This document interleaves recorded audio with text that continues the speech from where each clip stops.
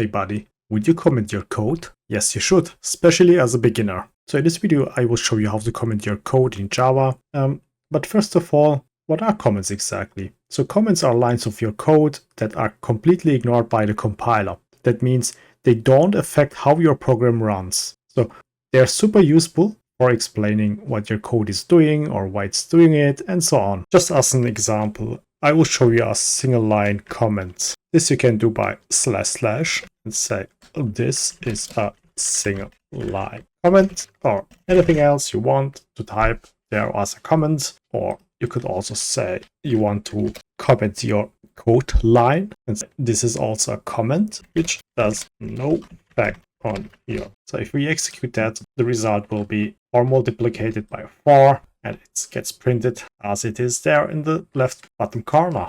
So comments are something like leaving a hint what it does or why it does. You can also have multi-line comments. This you can do by /*, and if you hold Shift Enter, anything between these two control lines are common. So this has no effect on your code. Java also supports something called documentation comments or Java docs if you heard about this, but these are used to generate AP documentation from your code. But at the moment, let's not dive in there.